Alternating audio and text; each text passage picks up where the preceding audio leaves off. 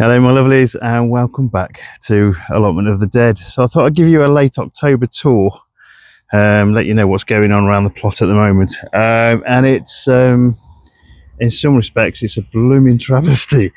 There's plenty of potential I had this year. But again, it's not really played out as quite the way I expected. The tomatoes this year have been absolutely awful.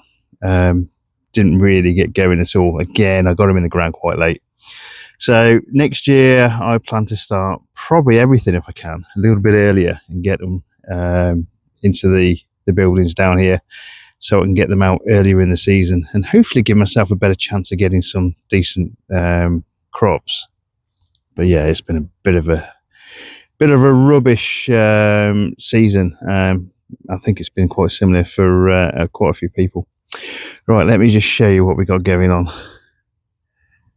Okay, I thought I'd start at the pumpkin patch this time and start the other end of the plot. And yeah, I think the frost has killed majority of the vines now on these squashes. I'm just leaving them in the sun, what little sun we've got, to actually harden the skins off. So there's a couple of different ones kicking around. So that one over there is Iran, I think. Kind of a weird colour. We've got these crown prince. The one on the roof that I showed you earlier right at the start of the video is a wild it's a white boar. I've got some uchikiris kicking around amongst this self-seeded chard, some little tiny uchikiris.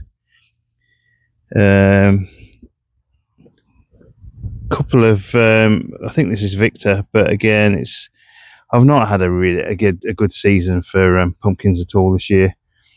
My butternut squash again really didn't come to anything. Just a couple of scallop squashes I've had, but again, yeah, not been great.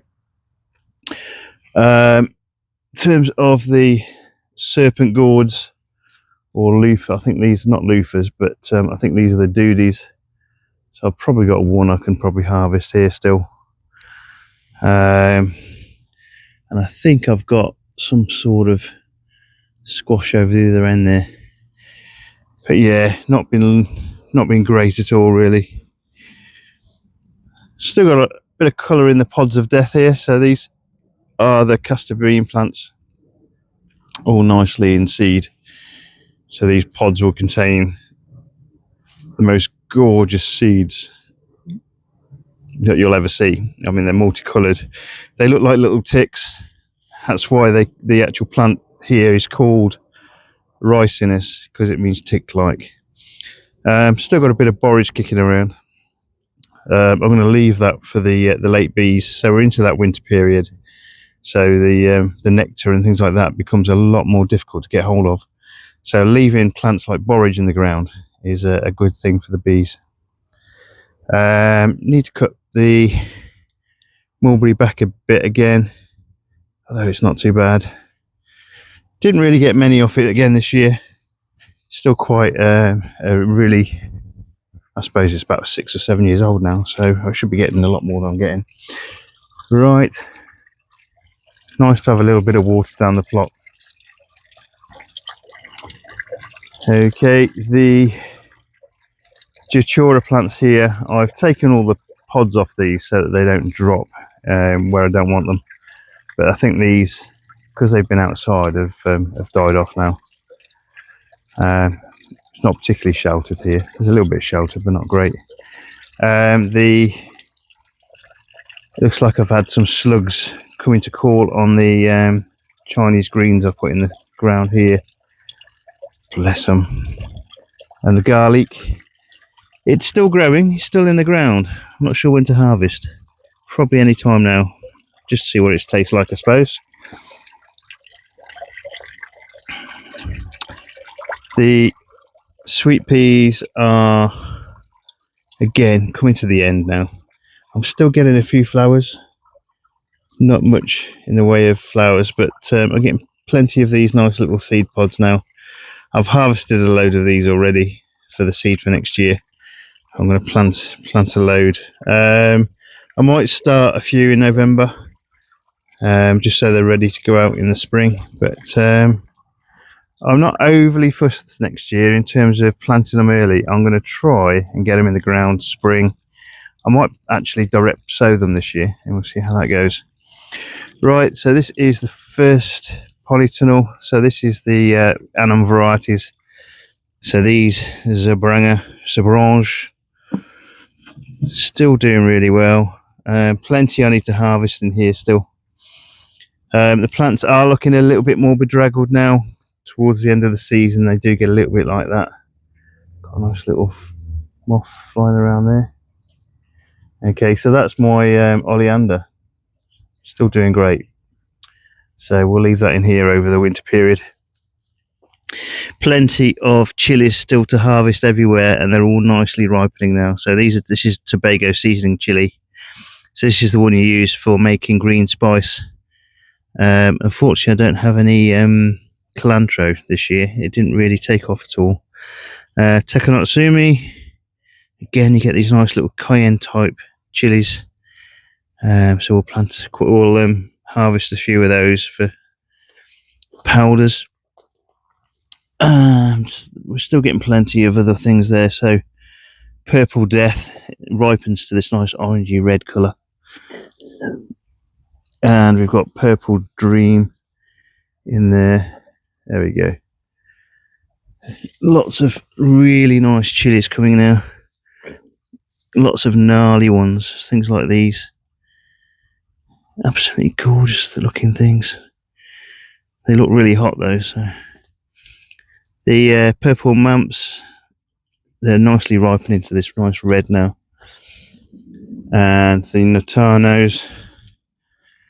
And we've had a bit of fruit dropping there, and I think I might have a mouse in here, which is a shame, but I can harvest quite a few still. I've still got plenty of pods on quite a few of these plants, so space chilies, those sort of things. So this is the Big Bang. I think they've come to an end now, so some of these have actually dropped. I need to take quite a few of these. I just haven't been down long enough to harvest much. The Sugar Rush Peach, still doing all right. I can actually start taking some of these Bequito peppers, nice and hot. Again, I'll stick those probably in some vinegar. I'll pickle them up. Should be really good. The vampire chilies are now again ripening to red. I think I'll harvest a few of those, get some seeds off those as well. The jicama. Now I'm not sure what I've got in terms of actual roots under these. I have been watering these quite well, because I water every time I watered the polytunnels. These got a watering, but I'm not sure how big they're going to be. We'll see. When the top vines die off, I'll harvest what's underneath and we'll see what's going on. Still got some sweet peppers kicking around here. So these mulatto chilies, absolutely gorgeous green chilies, and we've still got some kabachi chilies there. Right, my tamarillo is lost some of its leaves. This cold weather has started to affect this now, so I'm going to try and wrap this up. Hopefully over the next couple of days. I've got some time off this week, so I'll be coming down. I'm going to do a lot of the Weiss plot, I think, this week, but hopefully I can get some of these other jobs here kind of tackled and then wind down. The beetroot and the chard here that I planted when the cucumbers came out, absolutely gorgeous, growing really well. I'll be able to harvest some of that. Yep. I've chopped back the wonderberry. I'm probably not going to overwinter it, so that compost will be used for something else. Again, I'll be emptying all of the hanging baskets. So these were the ones that had the melons and the tumbling tom tomatoes in. So we'll get rid of those. I think you'll notice the expanse of red around in the polytunnels at the moment. So these are all my chilies and lovely ripening. So I've got literally a load of harvest to do this week. You get these other ones as well, like Puma, absolutely gorgeous colours to some of these. And again, some of these Russian roulette types. I say Russian roulette types. These are the freebie ones. I'm going to hopefully have a relatively good guess what some of these are. Some of them I haven't grown before, so some of them I'm not going to have an idea. But others I probably will. So we'll have a look. The Narangilla finally has decided. I think these are some flowers coming out. So this is the flower of the Narangilla. Let's get rid of that. So you notice it's like a really big chili kind of flower. The plant itself is still lethal. Again, I'll give these a bit of a tidy up. See if I can overwinter them here in the tunnel. Probably not going to get much in the way of fruit off these this year. We'll see how that goes. Again, still plenty of pods kicking around. So we've got the nice chocolate habaneros there. I've harvested quite a few different chilies from in here. So the ricotta peppers, these are getting to a nice size now. So hopefully they'll colour up a little bit. The Big Sun habaneros, again, I'm definitely going to have to get in here and harvest pretty much everything I've got, really. Again, in there as well, so skunk red, and then the big mamas. So there's big yellow mamas there. Absolutely gorgeous plants. What's left of my dragon's breath, some more sugar rush here, and that's the greens slimer. But yeah, I think a lot of these plants are well past their best now, so I will be harvesting quite a few of these really soon. So these are the little Charapisa chilies. So these are the really expensive ones. I wonder how many seeds are in there. That might be another reason why they're so expensive. Right, let's show you the next bit. Okay, we'll go along to the new build, show you what's going on in there. There's not much. I've taken a lot of stuff out of there now. A lot of the herbs I've chopped back. Let me just show you a little bit of a disaster again. I think some of you guys will have remembered when I planted the potatoes. And guess who didn't get them indoors in time for the frosts? So you can see a lot of this kind of dead plants wise on the top there, which is basically because of that really cold weather. I'm going to try and move them indoors today in the hope that I can still keep them going until Christmas. But yeah, that's what happens when you leave chili plants and potato plants in the cold. Right, again, not got much left in here. So this is still the this is the olive herb. Still smells really strongly of olives, and I've got a winter savoury here, so that's really good for making stuffings and things like that. Needs a bit of a watering. Still got a few chard and cabbages to go out, so hopefully we'll get those out shortly. My Szechuan pepper, I think I'm going to have to put that on You get these nice little ferny kind of moss growing underneath it. But yeah, I'm not sure soil type. I remember reading somewhere potentially ericaceous, but I'm going to double check the soil type before I pop that on, but just so I don't make any mistakes. The bed of mint, I'm going to leave it, see if it comes back. It does die down over the winter period, but and I've still got some thyme in there.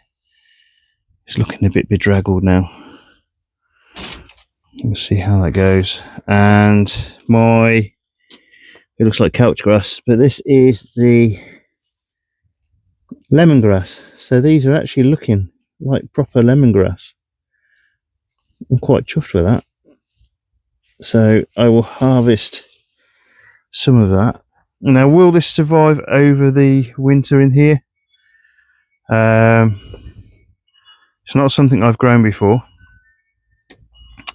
but yeah, if you've got any advice on growing lemongrass, do I need to pot it up and get it somewhere warm? Let me know, please. Right, we'll head towards the rest of the plot. Right, let me show you this. This is how wet this place has been. So I've got these mushrooms growing. One of the plants, or it's not really a plant as such, is it? It's got its own class. So fungi is one of those things that I won't risk eating if I don't know what it is, especially as most of them, or as there's a lot of them, that are really poisonous. My sarcococca doing really well. I'm just waiting for this to come into flower now. The flowers on this are absolutely gorgeous smelling. And the lily of the valley, hopefully next year I will get some. I didn't get anything this year off the lily of the valley. Another toxic plant, really nice scent to it as well. So in the spring, fingers crossed, we'll get some nice flowers off them. We'll see how that goes. The mimosa I'm just going to leave, see if it basically does anything over the winter. If it dies, it dies. Probably won't grow it again. It was interesting. That nice little movement of the leaves and things was quite nice. Still got plenty of akocha kiwa to harvest, so we'll be doing that. The cola plant, I think this is the same family as the wormwood, so it's almost time for this to be cut back a bit. That lovely smell of the cola is really nice. I think it's gone to seed here. You can see the nice little seeds. Don't know much again about this plant. You can use it for flavouring, kind of flavoured waters and things. And the garlic chive, really, really nice. I've got the Daphne just here. Oh, it looks like there's a flower coming. And this is the Kalima. So this is the one that's called sheep kill, toxic to sheep. So we'll see how that does. The pineapple guava, not had any fruit on it this year, but it's doing all right. Again, nice hardy evergreen there. And the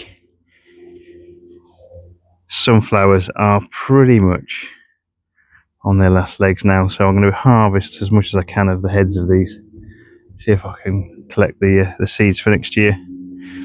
My hostas, next year will be a different year for hostas. I am actually going to try and keep the slugs off them. But again, they do die down over the winter. The other name for these plants is lily plantain, plantain lily. So they do kind of die back a bit over the winter. They've got that nice storage of the in the tubers underneath, and hopefully they'll come up quite well next year. But we'll see how that goes. Right.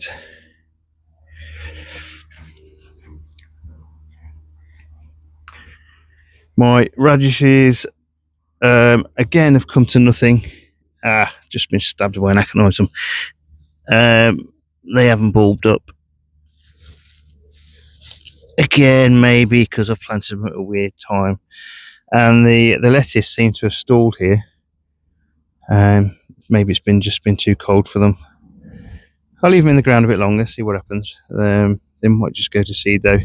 That being said, if these radishes go to seed, the seed pods on these taste absolutely fantastic, and they're really good in a stir fry. So again, I should be able to probably harvest. Oh, there's a few bulbs there, a few little radishes, but they're only little. And it does look like the mice or something we've got to, unfortunately. The euphorbia is looking fantastic. It's growing back. The other poisonous plants here again have died. The datura plant here, everything's dead on that now, so I'll be taking that out. The hairy balls plant has got some sign of flowers. Now I don't know whether they'll turn into something. Well, I'm hoping they turn into balls, so I can actually see what these hairy balls look like. But yeah, weird looking plant, but it's still growing at the moment.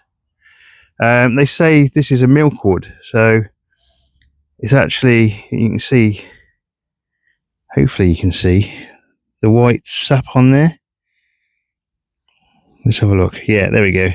So that white sap is toxic. That's why it's in this garden. I don't kind of generally grow much in the way of non-poisonous plants in this garden, so that's why that's there. The henbane that's dotted around all over the place, I think they've probably dropped a ton of seed everywhere, so I'm going to have to be really careful weeding again in this area. But it's generally only me that goes in this area, so we should be okay. The aconitum has finished its season now, I think. We're coming to the end. The bees are still using this really quite late plant, so this should have flowered in kind of August time. So that weird weather we've had has meant that these have flowered a little bit later. So these have usually died off well before now. But yeah, a little bit of extra for the bees at this time of year is probably not a bad thing. Still got a blooming Jerusalem artichoke in there. Absolute pain. Right, the seed pods of these aconitum look absolutely wonderful. Almost like alien creatures. It looks like this alien creature is reaching across the path to basically grab anyone that goes for it. Right. That's my carrot harvest, and I've replanted the carrots. I'm going to leave the top open so they can get a bit more water. So I've got about 6 rows of carrots in there. They will generally slow down over the winter period. So we'll try and hopefully get some growth before then. It is quite sheltered here, so they should be okay over the winter. If it looks like snow or something like that, I'll put the lid back on it, just to give them a little bit of protection. So these Brugmansia, I will try and overwinter. So again, I need to get these into the polytunnel. Again, absolutely gorgeous plants. They've done remarkably well. I'm amazed that there's still green on these plants when we've had such horrible kind of really low temperatures. Oh blimey, I got a little aconitum trying its best over there as well. Right, my dahlias are pretty much finished for the season, so I can start cutting those back at some point shortly. I'll generally don't take them out of the ground, I'll mulch them. I'll see what space I've got to add a little bit of top mulch to these in that winter period. Most people lift them, they put them somewhere dry, and then they replant them next year, but I'm not going to be doing that.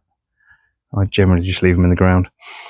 The greens, Chinese greens and the pak choi, so it looks like we've got some Chinese cabbage still growing all right nicely there. And the pak choi, unfortunately, is starting to go to seed before it's actually developed anything like a large bulb. I've got some beetroot in there as well, so we won't disrupt too much. I'll probably be able to take the pak choi out without disturbing the beetroot, but we'll see how that goes. Absolutely look at the colour in that gorgeous chard. It says this sunset magenta chard, absolutely gorgeous. Tastes really good. Nice bit of butter and just a little bit of a saute. Right, we'll go down the back end. So I've got some chard growing there, so you can see the diamond ice chard. We've still got some Cavallo Nero and red Russian there.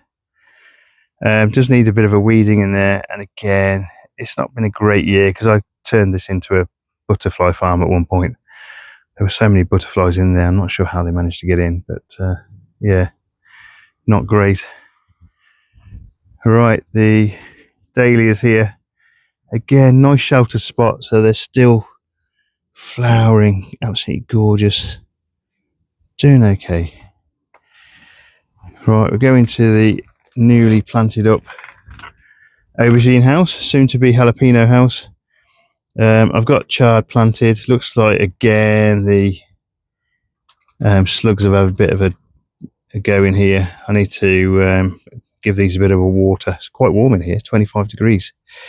The wasabi, it's a bit more sheltered now.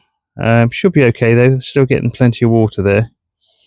And again, we've got some more frostbite kale over there, so that hopefully is another kind of white variety of kale, which again should be all right in here. Still got some chard, so, and some golden, some more golden beetroot, so they're doing really good. And the spring onions, a few clumps of those kicking around, so that's good. Right, so just the top of the plot to have a look at now. Let's have a look. Right, the lilac and the self-seeded foxgloves. Foxgloves get everywhere, self-seeding everywhere. The lilies, I'll give those a top dressing. Now, I might cut that buddleia back and pot it on. I don't want it in with the lilies really. It kind of disrupts things a little bit. Right, let's have a look, see if I can actually see anything in terms of, oh, there might be some parsnips in there. They've had plenty of water, so you never know, there might be some there. There's a couple of beetroot kicking around. Absolutely love these sculptures. There's a few more beetroot over there, so hopefully we'll have a few of those as well. Still plenty of bin bags to take down the tip. And as I told you, I was going to do nothing at all with the grapes. A man of my word, I have absolutely done absolutely nothing with these grapes. So they've all gone horrible. I'm going to spend again, hopefully, I've got a lot to do, but maybe I'll get some time to chop these down literally to the ground as much as I can and get them out of the way, and then try and get some nice blackberries in there instead. That post needs rectifying. I'm a little bit reluctant though, because it's probably on the same route of where the pipe is for the water, so I don't want to go through the water pipe. But yeah, I might need to try and straighten that up a bit. Right.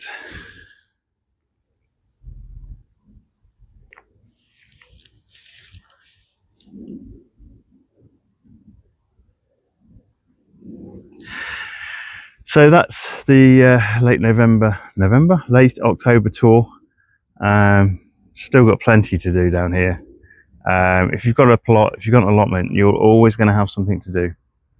So yeah, it's it doesn't really wind down too much in winter. I mean, if you can get everything covered, then yeah, you can probably leave it for the entirety of winter, stay at home and just make use of the produce and harvest that you've had over the previous months. But if you want to keep things growing like kale and stuff like that, you can still plant it now. You can still plant brassicas, carrots, turnips, spinach, all of those sort of things.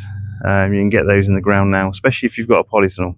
Polytunnels are a great way of extending that growing season. So yeah, we'll leave it there. So all the best, guys. Take care. Bye bye.